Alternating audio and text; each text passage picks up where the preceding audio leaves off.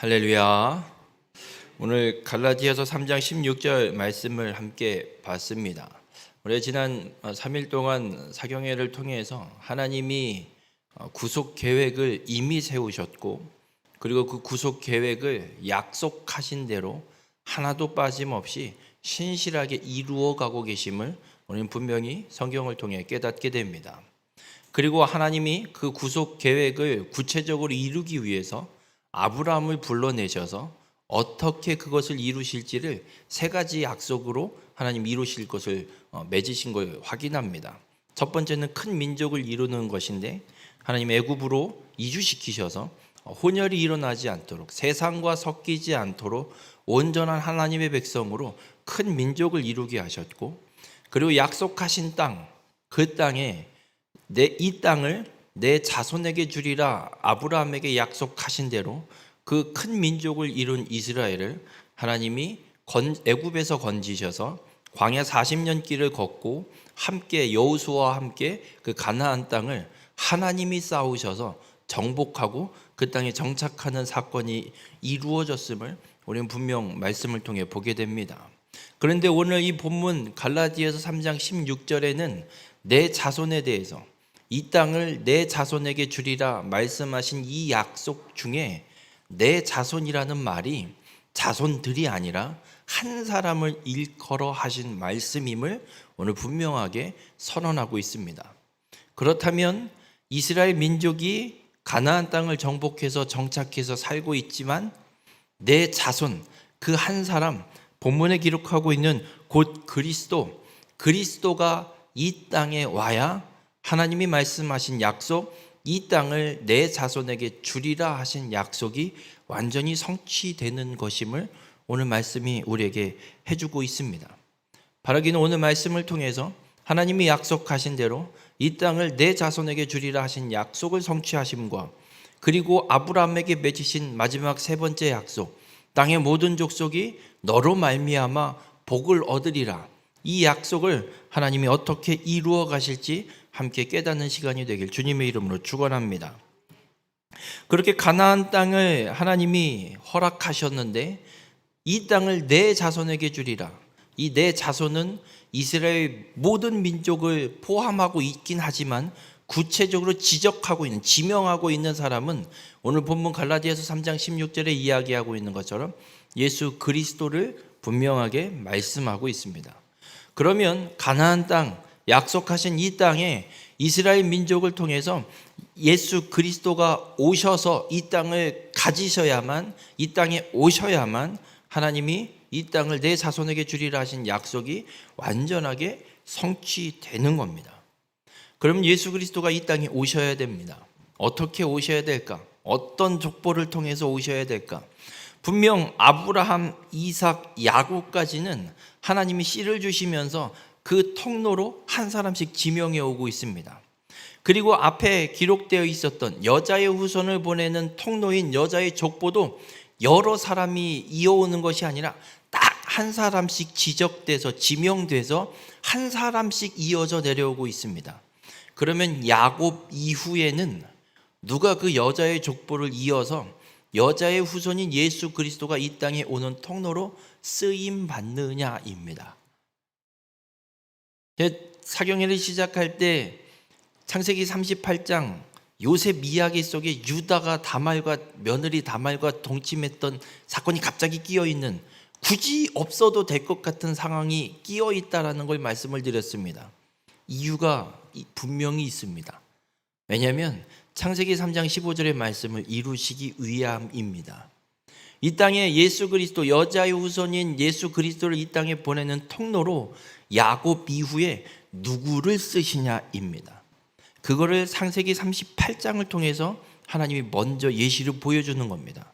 요셉을 하나님이 사용하시는 건 이스라엘 민족을, 큰 민족을 이루기 위해서 먼저 애굽으로 보내서 준비시키는 자로 사용하시는 거지, 메시아가 이 땅에 오는 통로로 사용하시는 건 아니었습니다.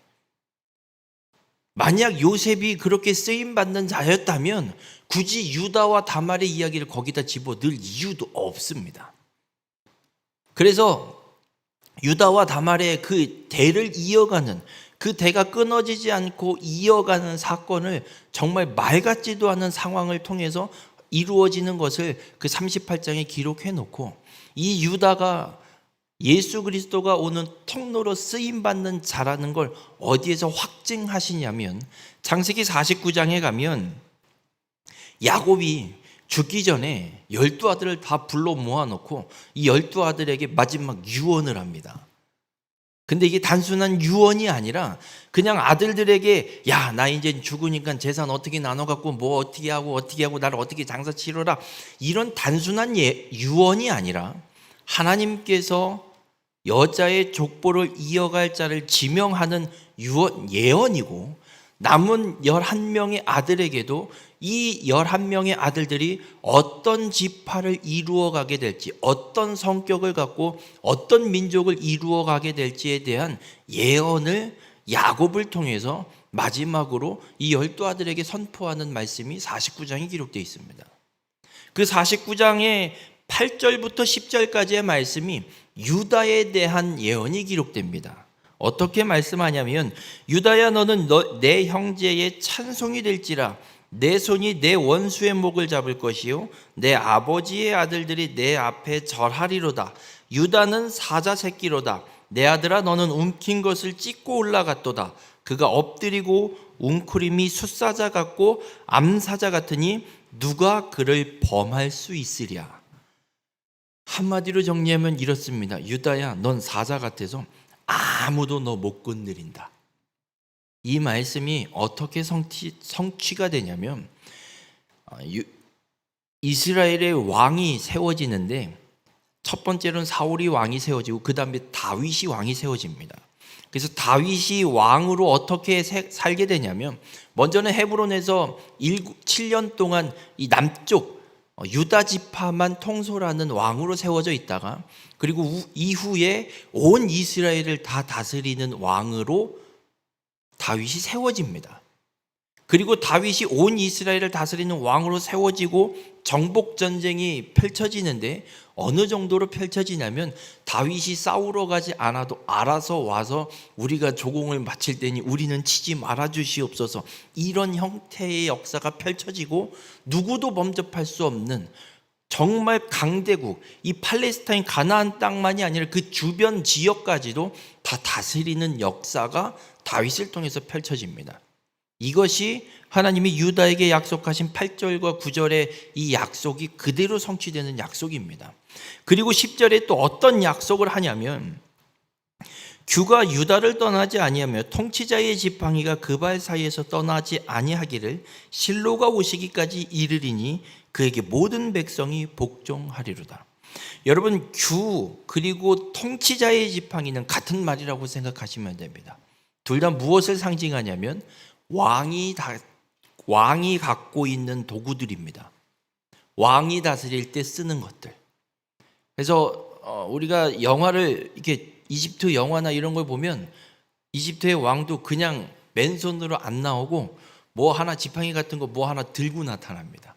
그래서 부채 같은 거 들고 나오고 뭐 하나 들고 나와서 손에 쥐고 있는 모습을 보게 됩니다. 이것처럼 왕권을 상징하는 것이 규이고 통치자의 지팡이입니다. 그러니까 유다에게서 통치자가 나오는, 왕이 나오는데 그 발 사이에서 떠나지 않는답니다. 그러니까 유다 지파에서 왕이 나와서 그 왕이 떠나지 않는, 왕권이 떠나지 않는데 언제까지 떠나지 않느냐? 실로가 오시기까지 왕권이 유다 지파에서 끊어지지 않고 떠나지 않는다라고 약속합니다. 실로가 누군지 모르겠지만 아무튼 실로가 뭔지는 명확하게 몰라도 실로라고 지명되고 있는, 상징하고 있는 그 무엇인가가 오면 올 때까지 유다 지파의 왕권이 끊어지지 않을 것을 약속한 겁니다. 이 실로는 누구냐면 바로 예수 그리스도입니다. 실로가 무슨 말이냐면 샬롬이라는 말이에요. 평화, 안식이라는 뜻을 갖고 있습니다. 그리고 지금 유다에게 왕권을 예언하고 있기 때문에 실로가 그 왕권을 이어가는 자로 온다는 얘기는 평화의 왕으로 이 땅에 오신다라는 걸 말씀하고 있는 겁니다. 그래서 평화의 왕인 메시아, 이 여자의 후손이 오기까지 유다의 왕권이 끊어지지 않을 것을 분명하게 약속하십니다. 그러면 이스라엘의 왕이 세워져야 될까요? 안 세워져야 될까요? 세워져야 되지요. 어느 지파에서 왕이 세워져야 되겠습니까? 유다 지파에서 왕이 세워져야 됩니다. 그런데 이스라엘의 첫 번째 왕이 누구지요? 사울입니다. 사울은 어느 지파 사람인 줄 아십니까? 베냐민 지파예요. 베냐민 지파. 아니, 하나님이 야곱을 통해서 창세기 49장에 약속하신 건 유다에게서 왕이 세워지고 그 왕권이 떠나지 않는다라고 분명히 약속하셨는데 왜 베냐민 지파에서 왕이 일어나느냐? 사울을 왕으로 세운 것도 하나님이 시켰습니다. 하나님이 사무엘에게 명령하십니다. 너는 이 청년에게 기름 부어 이스라엘의 왕으로 세워라. 유다에게서 왕권이 떠나지 않는다고 하시면서 베냐민 지파의 사울에게 왕을 세우시는 이유가 있습니다. 이건 벌로 하나님이 왕을 세우시는 겁니다. 이게 무슨 말이냐면 사무엘이 사울을 왕으로 지명하고 기름 붓고 왕으로 임명하는 그 등극식에서 어떤 설교를 하냐면 사무엘상 12장 11절부터 13절에 보면 여호와께서 여룻바알과 베단과 입다와 나 사무엘을 보내사 너희를 너희 사방 원수의 손에서 건져내사 너희에게 안전하게 살게 하셨거늘. 이 말씀은 무슨 말씀이냐면 왕이 세워지기 전 시대인 사사시대를 이야기하는 거예요. 여룻바알은 누구를 이야기하냐면 기드온을 이야기합니다. 그러니까 기드온의 또 다른 이름이 여룻바알이라고 사사기에도 기록하고 있어요. 그 기드온을 이야기하고 있고 베단은 단의 아들이라는 뜻인데 삼손을 이야기하고 있습니다. 사사 삼손을 이야기하고 있고 그리고 입다는 그 사사 입다를 또 이야기하고 있습니다. 그리고 사무엘은 사무엘상에 기록되고 사사기에 기록되지 않는데 왜 거론하느냐? 사무엘도 사사입니다. 마지막 사사입니다. 사사시대를 종결짓는 마지막 사사로 사무엘이 쓰임 받고 있기 때문에 이야기를 하고 있는 겁니다. 그렇게 사무엘이 사사시대를 언급하면서 이어서 하는 말이 너희가 암몬 자손의 왕 나하스가 너희를 치러옴을 보고 너희의 하나님 여호와께서 너희의 왕이 되심에도 불구하고 너희가 내게 이르기를 아니라 우리를 다스릴 왕이 있어야 하겠다 하였도다. 이제 너희가 구한 왕 너희가 택한 왕을 보라 여호와께서 너희 위에 왕을 세우셨느니라 라고 말씀합니다. 이게 무슨 말씀이냐면 그 사사시대를 지내온 이스라엘 백성들이 암몬 자손들이 이 이스라엘을 공격하러 오니까 이제는 뭐라고 이야기하는 거냐면 우리도 좀 왕을 세워서 왕을 줘서 저 이방 민족의 공격에 좀 대비할 수 있는 나라를 좀 세워달라고 요구하는 겁니다.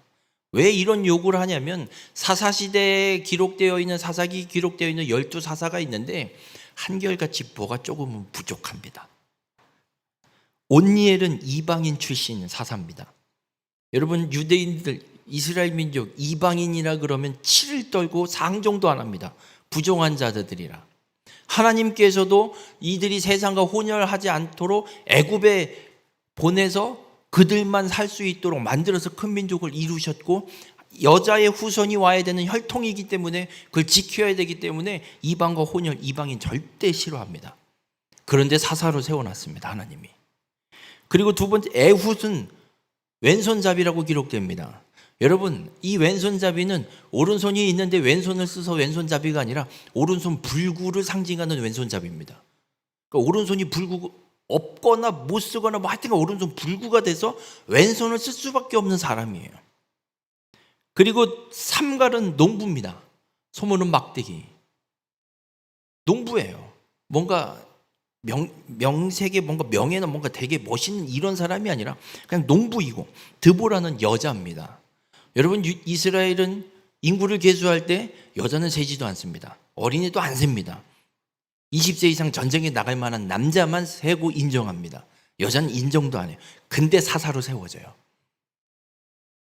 기드온은 겁쟁이입니다. 미디안이 쳐들어오는데 겁나서 포도주 틀 안에서 밀타작을 하고 있습니다. 숨어서 하고 있는 거예요. 뺏길까 봐. 엄청난 겁쟁이에요. 그리고 돌라라는 사사가 있는데 이 돌라라는 이름의 뜻은 벌레 이름이에요. 벌레. 여러분 이게 무슨 얘기냐면 이렇게 보시면 돼요. 우리나라도 보면 머슴살이 하는 머슴 이름을 흔하게 뭘로 불러요? 돌쇠야. 돌쇠 그러면 그거게 양반이에요? 또 머슴이에요? 머슴이죠. 그것처럼 이 이스라엘 민족에도 그런 천민, 뭐 노예를 부르는 그냥 쌍놈을 부르는 그냥 흔히 부르는 이름이 돌라라는 거예요. 근데 그게 사사예요. 이스라엘 백성들 입장에서 볼게요. 왕도 없어요. 통치자도 없고 다스리는 누구도 없어요. 그런데 이방 민족이 쳐들어오면 하나님이 우리를 구원하겠다고 세우는 사사라고 있는데 그 사사라는 것들이 하나같이 다 별 볼 일 없어요. 하나님은 이런 자도 들어 쓰시는 하나님임을 보여주고 계시고 내가 너희를 지키고 있다고, 내가 너희를 다스리고 있고 너희를 절대 이방 민족의 손에 넘기지 않겠다라는 걸 보여주고 계신 건데 이스라엘 백성들 입장에서는 항상 불안해요. 저게 나가서 싸울 수는 있나? 머슴 사는 놈이 나가서 뭘 싸우겠으며, 오른손 불구가 나가서 뭘 싸우겠으며, 여자가 나가서 뭘 하겠다고 불안한 거예요. 그래서 왕을 요구하고 있는 거예요. 그 왕을 요구할 때 사무엘에게 하나님이 뭐라고 말씀하시냐면 사무엘상 8장 7절과 8절에 여호와께서 사무엘에게 이르시되 백성이 내게 한 말을 다 들으라. 왕을 요구하니까 하나님이 사무엘에게 얘기하는 거예요. 백성들이 왕 요구하냐? 그냥 다 들어줘라 말씀하는 거예요. 이는 그들이 너를 버림이 아니요 나를 버려 자기들의 왕이 되지 못하게 함이니라. 이스라엘의 왕은 하나님이셔서 하나님이 이들을 지금까지 계속해서 인도하고 다스리고 계셨어요. 그런데 이스라엘 백성들이 이제는 됐고, 사사 이런 덜 떨어진 사사 됐고, 뭔가 불안한 사사 됐고, 우리도 이제 다른 민족처럼 우리를 공격해 오는 저 암몬 쟤네들처럼 좀 왕을 좀 세워줘서 왕이 앞에서 말 타고 칼 두고 나를 따르라 하면서 전쟁에서 좀 이길 수 있게 뭔가 좀 믿을 만한 그런 듬직한 왕을 좀 세워달라고요 라고 이야기하는 게 하나님을 버리고 인간 왕을 요구하고 있다라는, 하나님이 이스라엘의 왕이 되지 못하도록 하나님을 버리고 있다라고 하나님이 분명하게 말씀하고 있습니다. 그러면서 또 어떤 이야기를 하냐면 내가 그들을 애굽에서 인도하여 낸 날부터 오늘까지 그들이 모든 행사로 나를 버리고 다른 신들을 섬긴 같이 내게도 그러하도다. 그러니까 사무엘에게 왕을 요구하는 이게 하나님으로 이스라엘의 왕이 되지 못하도록 하나님을 버리는 것이고, 그리고 출애굽해서 지금까지 모든 행사로 모든 일들로 하나님을 버리고 다른 신들을 섬기는 것이다라고 분명하게 선언하고 있습니다. 여러분, 하나님이 아브라함을 본토 친척 아비집에서 불러내셨죠. 왜 불러내셨다고 말씀드렸어요? 데라가 강 건너편에서 다른 신들을 섬김으로 우상 숭배하고 있으니 거기서 하나님이 아브라함을 건져내신 건데, 지금 이스라엘 백성들이 뭐 하고 있다고요? 출애굽 이후부터 지금까지 하나님이 그렇게 사사를 보내고 이적을 행하고 하나님이 땅을 정복하게 하시고 지켜 보호하고 계시고 왕으로서 이스라엘 백성들을 통치하고 계신데 그걸 버리고 이제 끊임없이 다른 신, 우상을 숭배하는 일들을 계속해서 행하고 있다라고 분명하게 선언하고 있습니다. 그래서 하나님이 벌로 사울 왕을 세우는 거예요. 여러분, 이런 거 있잖아요. 해도 말 안 들어먹으면 어떻게 해요? 그래, 네 맘대로 한번 해봐라. 겪어봐야 하는 거죠. 탕자의 비유가 예수님이 하십니다. 둘째 아들이 유산 다 달라고 하고 뛰쳐나가죠. 그럼 아버지가 그 둘째 아들 꼴도 보기 싫어서 유산 줘서 내보내든가요? 여러분, 그 아버지는 유산 다 줘서 둘째 아들이 나간 날로부터 돌아오는 날까지 단 하루도 빠지지 않고 마을 어귀에서 이 아들이 언제 올까 기다리던 분이에요. 이 아들을 버린 게 아니에요. 돈에 욕심이 많으니까 줘버리는 거예요. 그리고 한번 네가 살아봐. 그 돈 어떤 건지 한번 겪어봐라 하고 줘서 내보내고, 이 아버지는 언제나 올까 하고 매일 끊임없이 그 아들을 위해서 기도하면서 기다리고 있는 거예요. 그러니 이 아들이, 둘째 아들이 들고 나가서 다 빨아서 마음껏 살아보니 어떻게 돼요? 돈이 다가 아니었네. 야, 이게 아니었네. 아버지한테 깨닫고 돌아오는 거잖아요. 그러니까 돈을 준 건 벌이에요. 이게 어떤 건지 가서 네 한번 깨닫고 와봐라. 벌인 거예요. 왕을 요구하니까 하나님도 벌로 왕을, 베냐민 지파의 사울 왕을 세워주시는 거예요. 왕이 어떤 건지 한번 니들 한번 겪어봐라. 내가 왕으로 있는 거와 니들이 요구한 인간이 왕인 거와 어떤 차이가 있는지 한번 봐봐라. 벌로 하나님이 사울을 왕으로 세우신 거예요. 여러분, 그렇게 사울이 뽑혀서 왕이 됐어요. 근데 사울이 왕으로 뽑힐 때 어떻게 하냐면, 미리 하나님이 사무엘을 만나기도 하시지만 이제 사울 모든 민족, 이스라엘 민족을 불러 모아놓고 누가 왕이 될지를 뽑기 시작하는 작업을 합니다.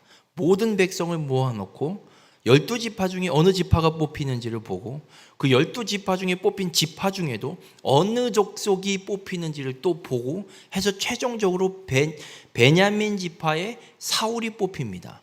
그런데 뽑혔는데 사울이 어떻게 하고 있는 줄 아세요? 저기 침 뒤에 숨어 있어요. 뽑혔는데 얘 어디 갔냐 찾아요. 사람들이 얘 여기 뒤에 숨어 있는데요. 그만큼 사울이 처음 왕이 될 때는 부끄러움과 겸손함이 있었던 사람이에요. 그래서 하나님 말씀대로 다스리기도 했던 사람입니다.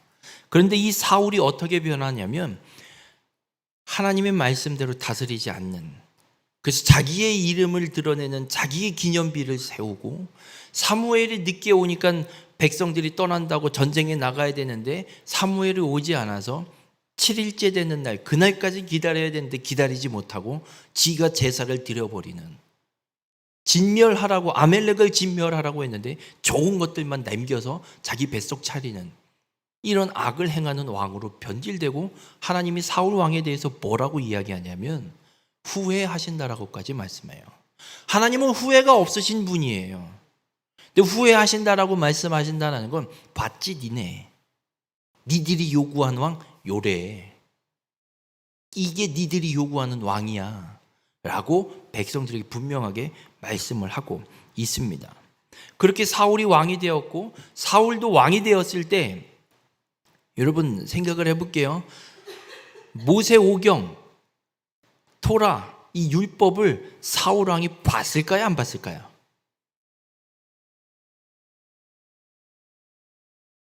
봤을 것 같으세요, 안 봤을 것 같으세요? 봤어요. 사무엘이 있잖아요. 그 율법이 기록돼서 지금 내려오고 있어요. 봤다고요. 그럼 사울도 창세기 49장을 봤을 거라고요. 규가, 통치자의 지팡이가 유다 지파에서 떠나지 않으리라. 그 사울 왕 자기는 지금 어느 지파예요? 베냐민이에요. 그럼 사울에게는 어떤 불안함이 있어요? 유다에게서 왕이 일어날 수 있다는 불안감이 있어요. 이걸 막아내야 돼요. 그래서 사울이, 이스라엘 백성들이 블레셋과 전쟁하고 있을 때 다윗이 그 형들을 만나러 그 전쟁터에 옵니다. 그리고 어떤 사건이 일어나냐면 다윗이 골리앗을 돌로 맞춰 죽여요.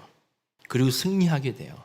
그리고 블레셋과의 이 전쟁에서 다윗이 승리하게 되고, 그 다윗이 골리앗을 이기고 이스라엘이 이 전쟁에서 승리하게 되고 이제 돌아오는데, 예루살렘 성으로 돌아오는데 여인들이 뭐라고 노래를 하면서 이 전쟁에서 승리하고 오는 군대를 환영을 하냐면, 사울이 죽인 자는 천천히요 다윗은 만만이로다. 골리앗을 죽였을 때는 다윗이 너무나도 이뻤어요. 어디서 온 꼬맹이가 아무도 나가서 대항을 못하고 있는데 가고 저 거인을 쓰러뜨리고 왔으니 얼마나 좋아요. 얼마나 감사해요. 어우, 너무 고맙다 이랬어요. 근데 돌아오는데 이 백성 여자들이 노래한다는 게 사울이 천천히요 다윗은 만만이로다. 누구를 더 높이고 있어요? 다윗을 더 높이고 있어요. 이 사람들이 지금 내가 왕인데 왜 저것을, 여자들이 웃긴 여자들이네. 그러면서 번뜩 생각이 들었어요. 왕이 어디서 나온다고요? 왕이 어디서 나온다고요? 유다. 사울이 생각한 거예요. 처음에 골리앗을 죽였을 때는 뭣도 모르고 너무 고마웠지만 생각을 해보니까 얘가 어느 지파지? 조사시킨 거야. 야, 쟤 어느 지파야? 저 어디 이새의 아들 다윗이랍니다. 그럼 거기 유다 지파잖아. 그 날로 악령이 사울에게 임하고 사울이 다윗을 죽이려고 그 자리에서 창을 던집니다. 창을 던져요. 근거리에서 창을 던져요. 사울이 다윗을 죽이려고 온갖 방법을 다 동원합니다. 그런데 놀랍게도 창을 던졌는데 창이 다윗을 못 맞춰요. 근거리인데도. 그리고 다윗이 도망 다니기 시작하는데 10년 동안 사울이 다윗을 쫓아다니면서 잡아 죽이려고 군사를 몇천 명씩 풉니다. 근데도 단 한 번도 사울을 못 잡아요. 더 재밌는 건 사울이 다윗을 잡아 죽이려고 쫓아가다가 동굴에 들어갔는데 거기서 다윗이 사울을 죽일 수도 있었어요. 근데 다윗은 사울을 안 죽여요. 사울이 다윗을 죽일 수도 있는 기회가 몇 번이 있었는데도 불구하고 죽이지 못해요. 하나님께서 다윗을 지키시는 거예요. 나중에 다윗이 아비가일을 만났을 때 아비가일이 다윗에 대해서 뭐라고까지 이야기를 하냐면 사무엘상 25장 29절에 보면 사람이 일어나서 내 주를 쫓아 내 주의 생명을 찾을지라도, 그러니까 사울이 다윗의 생명, 다윗을 죽이기 위해서 쫓아다녔다는 이야기를 하는 거예요. 내 주의 생명, 다윗의 생명은 내 주의 하나님, 다윗의 하나님 여호와와 함께 생명 싸개 속에 쌓였을 것이요.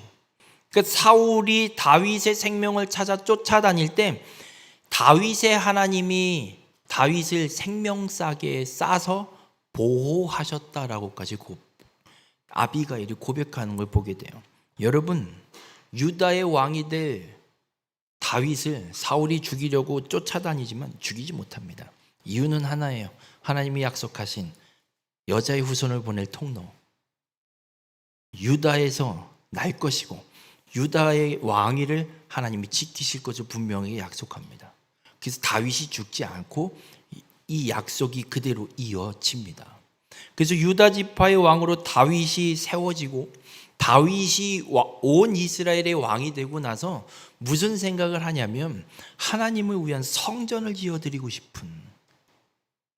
근데 하나님이 말씀해요. 야, 너는 아니야. 너는 그거 아니야. 네 마음 너무 고마운데 내가 언제 너보고 내 집 지어달라 그랬냐? 너 안 해도 돼. 내가 네 아들에게서 할게. 근데 네 아들에게서 하는데 이 아들에게 어떤 나라를 주실지를 하나님이 분명하게 약속하십니다.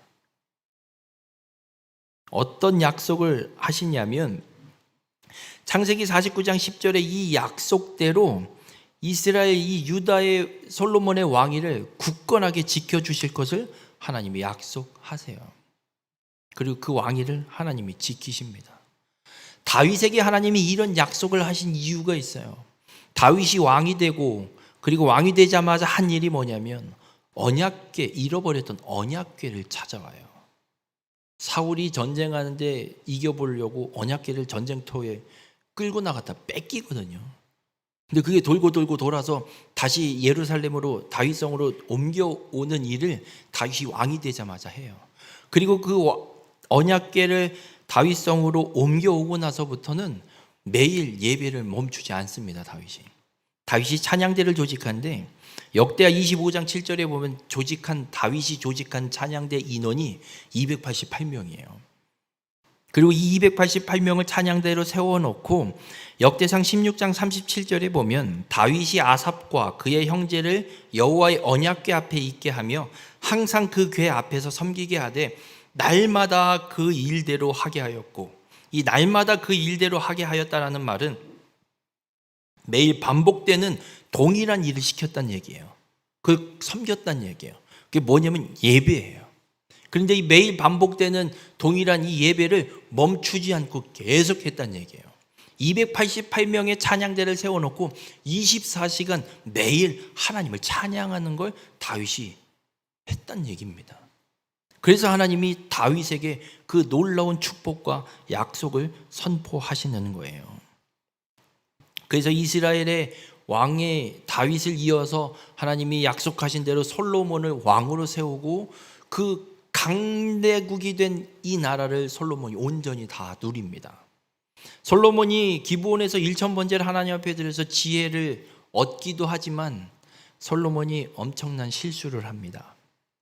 신명기 17장에 보면 하나님이 이미 이스라엘이 왕을 요구할 걸 알고 계셔서 이스라엘의 왕이 세워질 때 어떻게 하라 분명한 규례를 주셨어요. 그러면서 하지 말라고 한 게 3가지가 있습니다. 어떤 거냐면 병마를 많이 두지 말라. 그래서 병마를 많이 두려고 병마를 사기 위해서 애굽으로 살아가는 일 하지 말라고 해요. 왜냐하면 백성들이 그것 때문에 애굽으로 돌아갈 것을 염려하셔서 하지 말라 그래요. 그래서 병마를 많이 두지 말라. 2번째는 아내를 많이 두지 말라. 그리고 3번째는 은금을 많이 쌓지 말라. 그런데 솔로몬은 이 3가지 다 합니다. 솔로몬이 어떻게 하냐면 병거와 마병을 모으는데 어떻게 모으냐면 병거가 1400대, 마병이 12000명. 병거가 한 대에 얼마냐면 은 600세겔이에요. 은 600세겔인데 병거가 1400대래요. 그리고 마병이 12000명인데 말 한 필에 150세겔이래요. 여러분 이만큼의 병거와 마병을 구비하려면 돈이 많이 들어요? 조금 들어요? 많이 들어요.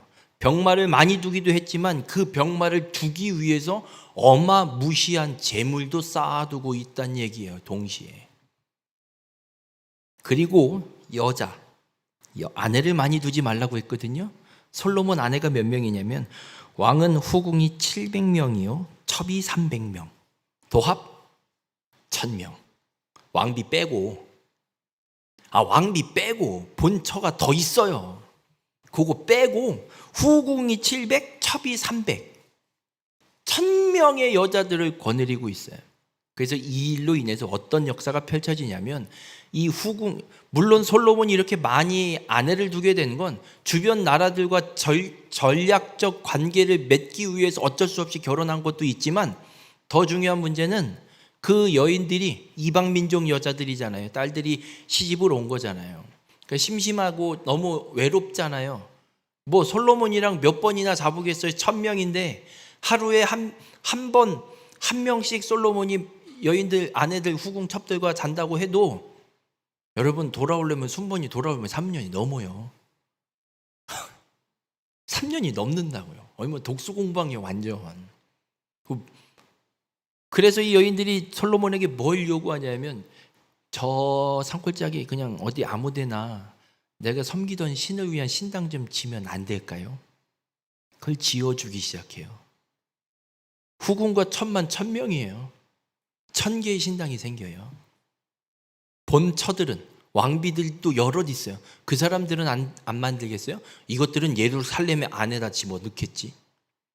그래서 마음이 미혹되어 솔로몬이 결국에는 하나님에게서 마음이 떠났다라고 성경이 기록해요. 그래서 솔로몬에게 벌이 임합니다. 어떤 벌이 임하냐면 나라가 분열될 것을 선언하십니다. 근데 솔로몬에게는 하나님이 다윗에게 하신 약속 때문에 솔로몬 때 이루지 않으시고 솔로몬이 죽고 나서 이루시는 거예요.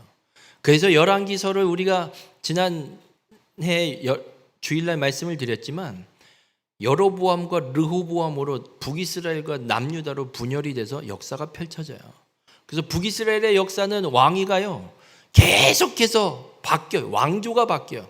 그래서 끊임없이 반역과 피해 역사가 북이스라엘에 이루어져요. 왜냐하면 우상 숭배를 끊지 않기 때문에. 그런데 남유다는 왕위가 바뀌지 않아요. 유다, 다윗, 솔로몬, 르호보암 이 왕위가 이 자손이 절대 끊어지지 않아요. 몇 번의 끊어질 위기가 있었습니다. 하나 예를 들면 여호람이 자기 아들을 누구랑 결혼시키냐면 아합 왕의 딸과 결혼을 시켜요. 아합 왕은 어떤 왕이냐면 북이스라엘의 우상숭배, 바알숭배의 부흥기를 갖고 온 장본인이에요. 우상숭배 최고의 부흥기를 만들어낸 사람이 아합 왕이에요. 근데 그 아합이 바알신을 섬기는 딸 그 이세벨과 결혼을 해서 딸 아달랴를 낳는데 이 아달랴도 엄마의 피를 받아서 아주 그냥 바알 우상숭배 최고봉이에요. 그런데 여호람이 자신의 아들을 이 아달랴와 결혼시켜요. 그리고 나서 왕위가 이어지는데 이후에 북이스라엘의 예후가 일어나서 아합 일가를 진멸하면서 유다의 왕들도 함께 칩니다. 그래서 이 아달랴가 자신의 아들이 왕위로 있었는데 이 왕으로 있던 아들이 예후 사건 때에 죽게 되니까 아달랴가 어떤 방법을 쓰냐면 자기가 왕이 되려고 손주들을, 아들이 죽었잖아요. 그러면 그 손주가 왕위를 이어가야 되잖아요. 그래서 손주들을 싹 다 죽이고 지가 왕이 되려고 해요. 그래서 싹 다 그 몇십 명 되는 손주를, 잔인한 할머니예요. 다 죽여요. 그런데 그때 하나님이 한 사람을 살리십니다. 그게 요아스예요. 갓난아기 요아스를 살려서 7살 되던 해에 아달랴를 처리하시고 왕으로 세워서 이어가게 하세요. 이유가 창세기 49장 10절에 말씀한 것처럼 실로가 오시기까지 왕위가 떠나지 않으리라 하신 이 약속대로 하나님이 지켜주시는 거예요. 또 한 번 하나 말씀을 드리면 히스기야 왕이 죽을 병에 걸려서 이사야 선지자를 통해서 선언을 받습니다. 그때부터 히스기야가 기도하잖아요. 그래서 생명 연장 15년을 받아요. 여러분, 기도해서 생명 연장 15년이 받은 게 아니라 하나님께서 15년 연장을 이미 계획하고 계셨어요. 왜냐하면 히스기야 아들이 므낫세예요. 므낫세가 왕이 되는 나이가 몇 살이냐면 12살이에요. 히스기야가 생명 연장 몇 년 받았다고요? 15년. 그러면 히스기야가 생명 연장 받고 3년 뒤에 므낫세를 낳았으니까 죽고 왕이 되는 게 12살인 거예요. 하나님께서 어떻게 하시는 거냐면 그 위기 때마다, 왕위가 이어지지 못할 위기 때마다 하나님이 역사하셔서 이 왕위를 지켜주시는 거예요. 그렇게 해서 하나님이 이 유다의 왕위, 남유다의 왕위가 끊어지지 않게 지켜오고 계셨습니다. 그런데 이것들이 우상숭배를 멈추지 않아요. 그래서 하나님이 북이스라엘도 물론 멸망시키셨지만 남유다도 멸망시키십니다. 그런데 두 나라가 멸망당할 때 일어났던 제국이 달라요. 북이스라엘이 멸망당할 때는 아수르 제국이 일어났었습니다. 아수르 제국은 자신들이 정복한 나라들을 혼혈시켜버려서 그 정복한 나라들의 민족성을 말살시키는 작업을 해요. 그래서 어떻게 하냐면 정복한 나라의 백성들 절반 정도를 잡아다가 다른 나라에다가 갖다 뿌려버리고 다른 나라에서 잡아온 사람들을 이 나라에 또 갖다 뿌려버리는 거예요. 그러니 사마리아 성읍을, 사마리아 사람들을 유대인들이 치를 떨고 이방이 취급한 이유가 여기에 있어요. 북이스라엘 수도가 사마리아 성읍인데 아수르에 의해서 멸망하면서 이방 민족이 이 땅에 들어오고 끌려나가고, 그래서 이 사마리아 성읍에 있는 그 이스라엘 족속들이 혼혈이 일어나서 이방 민족과 혼합이 일어나 버린 거예요. 그래서 유대인들이 이 사마리아 성읍 사람들을 그냥 이방인 취급해 버리는 거예요. 만약 남유다도 아수르에 의해서 멸망당하면 동일한 사건이 일어날 거예요. 근데 하나님이 아수르를 쳐버리시고 바벨론을 그 짧은 시간에 일으켜 세우십니다. 그리고 바벨론에 의해서 이 유다를 멸망시키는데, 바벨론은 어떤 제국이냐? 그 정복한 나라의 민족성을 인정해주고 왕도 세워주고 종교도 인정해줘서 니들 마음대로 하라고 해요. 그래서 신약 성경에 가면 회당이라는 게 생겨요. 이게 왜 생기냐면 바벨론 포로 때 이들이 포로로 끌려가서 바벨론에 살면서 종교를 인정받으니까 그곳에서 모이기 위한, 유대인들이 모이기 위한 회당을 짓고 모이기 시작한 거예요. 그게 그대로 복음서에 기록되고 있는 회당으로 이 예루살렘에도 동일하게 들어오게 되는 겁니다. 여러분, 하나님께서 이 역사를 펼쳐가는 모습 속에 우리에게 분명하게 말씀하신 게 있어요. 약속하신 대로 그 약속을 하나님이 신실하게 이루어내시는 거예요.